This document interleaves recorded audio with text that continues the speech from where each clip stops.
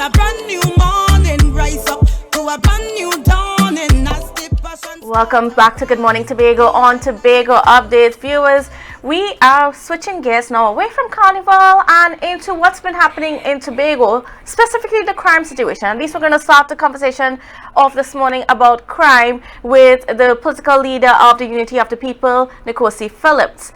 Now, special good morning and welcome to you. Happy New Year and so on. Pleasant good morning to you, Kandace. Pleasant good morning to Tobago Updates, our listeners. I want to shout out the Quadraphonics crew, the Elegant crew. Mac, good morning to you. I know they asked me to shout them out, so I have to give them the shout out this morning. They're on the boat to Trinidad right now to play Pan for the final. So good morning to them, and I wish the Tobago band's success in this panorama coming forward. Yes, and I mean Tobago bands are doing quite well, and I'm so very proud of them, and we're looking forward to more good news this year. But anyways, getting into what's been happening in Tobago. Now, unfortunately, we had a year start off pretty bad for us. Started off immediately with a murder, and continuing from the trend that we saw last year, where all but one of the murders was gun related. I mean, and we were seeing this an uprise of gang-related activity and so on spreading over from Trinidad. You know, what's your take on what's been happening here in Tobago? I want to dissect and bring us back a little, and I just hate the fact that when we say gang-related activities stemming from Trinidad, how do we know it's Trinidadians coming here? Because I've heard the Chief Secretary use that remark already, and it was unfortunate. This is where we start to spread the propaganda, the narrative that it's Trinidadians causing this. How do we and how are we not sure that Tobago has its own gangs? Because it was said by the ACP that Tobago has a number of gangs. Now, what my problem is, what is the purpose of the anti-gang bill? Because the purpose of the anti-gang bill, and the police wanted it, was to lock up the gang leaders and to lock up affiliates of the gang. But up to now, we have not seen those things happening. We are seeing gang leaders being released and suing the state. So what is the purpose of the gang legislation or the gang bill? Notwithstanding that, you know, crime is an issue for every one of us, and when you say that it's stemming from Trinidad, we have to have sufficient facts and sufficient evidence to say that. We cannot continue to blame our neighbor and sister, because what monkey see, monkey do. And apparently that these boys or these persons who are lying have nothing to do with their time, so therefore maybe they're trying to say, okay, go well, Trinidad hot, let me warm up Tobago, and that should not be. But at the end of the day, for us to continue to use that narrative that the gangs from Trinidad are infiltrating Tobago, I don't see it. I really don't see it. So what's your take about what's been happening and why it is that we're having so many gun-related crimes happening, whether it's murder, whether it's just shooting and so on? Like, what's been happening? There are so many factors that we have to look at. We have to look at that our borders are not still protected. Right now there are 2 police boats on the inside of the Buku Integrated Facility on the ground. When the tourists come, I think when they had the sporting triathlon thing, you were seeing them in the water, the police in the water and stuff, parading and proving the waters. What is the purpose then for them and not using them now when we could at least use them to secure certain things? As alleged, there are drugs still coming in the country, there are guns still coming in the country. Now, what are we to say that the borders are not protected? That's one. What is the use of Ministry of National Security when we are seeing so many guns coming into the country? And I've continued to say the same thing. Since way back to Patrick Manning times, we heard about the big fish, the big containers that are coming with the drugs, the big containers that are coming with the cocaine. And I'm asking the question for so many times, where are these guns located right now presently? And are these the same weapons that are on the streets of Trinidad and Tobago? And up to now, the Minister of National Security can't answer. And I would like them to answer. I would like them to give the reporters a view of all these weapons from way back to Patrick Manning time to now. Because the type of rifles that we're seeing, it's not a rifle that I would tell your child to go and buy, or I could go and buy that just like that. It has to be coming from a higher head. It has to be coming from the top. But apparently there's a political, game or political battle in this country that the government and opposition, I will say government and opposition because those are the two leading parties that continue to go back and forth into the realm of politics. They know who the criminals are. They know where the guns are coming from. They know, because you can't tell me, if I am in America and send you, Kandace, a shipment in Tobago, Trinidad and Tobago, when I go to send a shipment, the first thing they ask me for is my ID. I have to put my name, they have to stamp it. So you're telling me these shipments are coming from China, coming from America, and they're meeting in Trinidad, and then nobody's being arrested?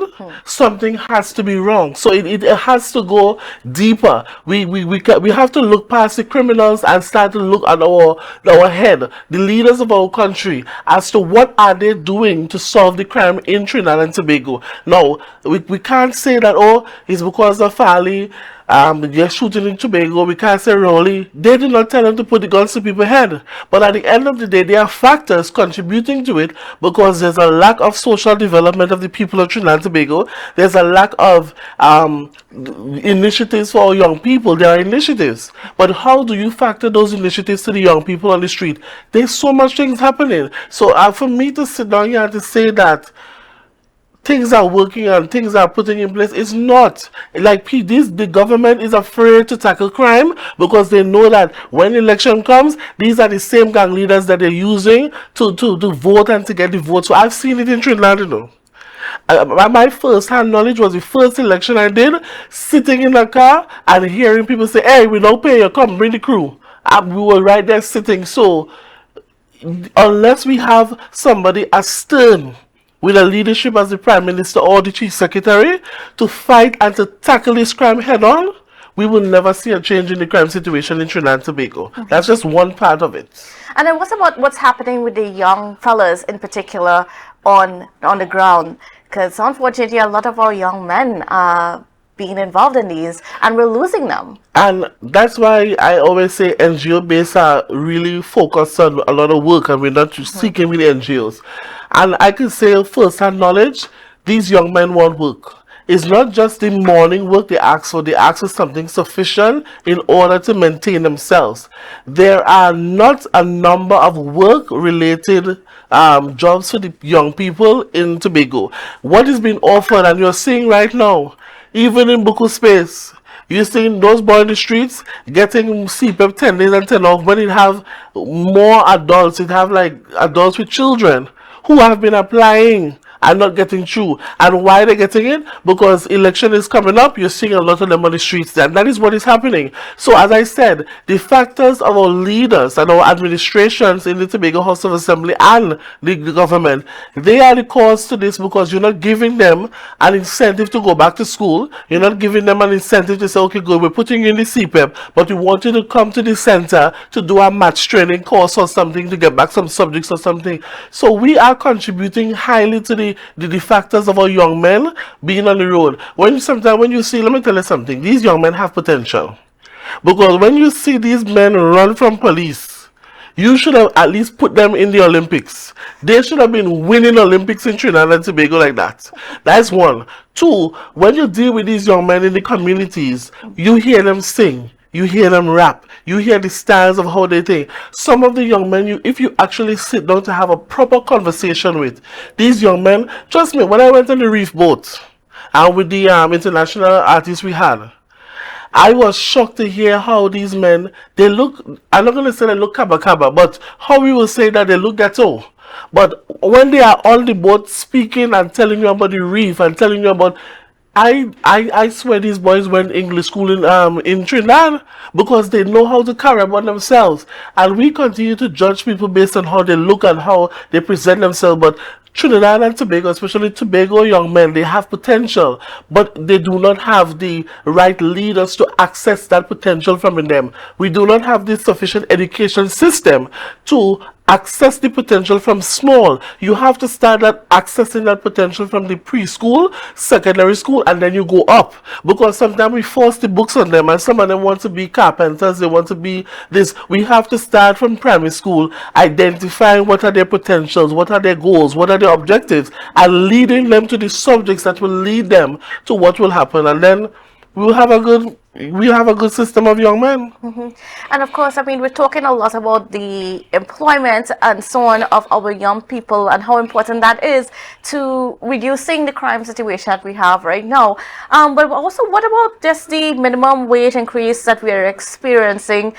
Do you think that that's going to have any kind of effect on just our economy and make things better in terms of just our people on the ground, or the lower class people, I should say? That minimum wage thing is a waste of time.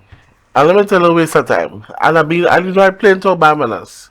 When you raise it to 15 to 20 or 17 to $20 and you take back out the NIS, you still go mad down. One hop's bread or one bread is at least $17 or $20 a bread. So you telling me you working an hour for bread, you're working an hour for to buy sausage, an hour to buy cheese, it doesn't make sense. Now, I made some statements and I heard, remember some years ago, it had this boy who was going off for politics and he said $1 million per person and we all laughed. Now, we laughed at him. But when you think of it, we have 1.6 million people in Trinidad and Tobago. Let's just say 1.6, let's say 1 million people. And we really give them that $1 million, but at least the persons who we really identify as needy, would that money circulate back into the country? And now there's a certain way how to give them the $1 million each. Now also with that being said, you're spending $70 million for decoration, $24 million for food in Hyatt. And you telling me you can't give 1 million people in Trinidad and Tobago $1 million to suffice them to recycle the money back in Trinidad and Tobago? So you telling me I could go and sit down in Hyatt and eat a plate of food for $24,000 when that money could have gone to a family to help them fix a roof, carry the children to school or something? Something has to be wrong, and this minimum wage thing is nonsense. Total nonsense. We keep on saying we have no money. All them ceremony, all this nonsense what they're having, we need to cut back. The state needs to cut back. Trinidad and Tobago needs to cut back on some of these events that does not make sense. If we do not focus on the people of Trinidad and Tobago, if we do not focus on this, on sensitizing the people of Trinidad and Tobago to develop their minds, we are continuing to develop buildings. We are continuing to develop roads and all these things. But we don't have water. Look, big New Year's Day, no water.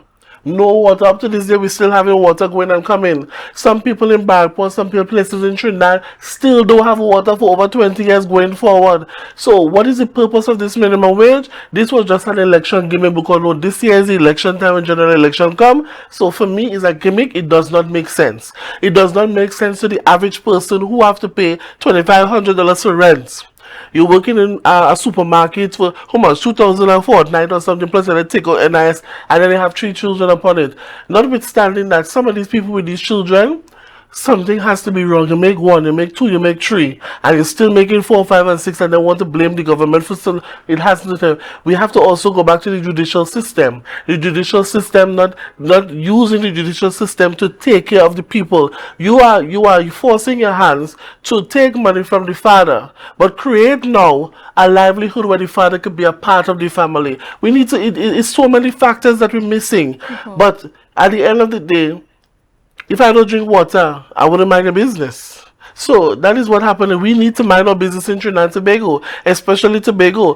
Tobagonians need to stand up now and focus on how would we go forward as a people. We are too small of an island to be having so much murders on the island. We see something, we don't say something. But then again, some of us have no right to say something because you can't even trust the police. Because by the time you call, by the time I meet them, the bandits in front of my door to shoot me up. So sometimes the state doesn't have a protection method. There are so many factors that are leading up to crime, leading up to the minimum wage that doesn't make sense. And you're going to continue to see people buying, shoplifting, and doing all these things because the cost of living is too much. All right. Now we're going to take a pause right there, viewers, because we're going to continue with our conversation in a little bit more after the break. So don't go anywhere.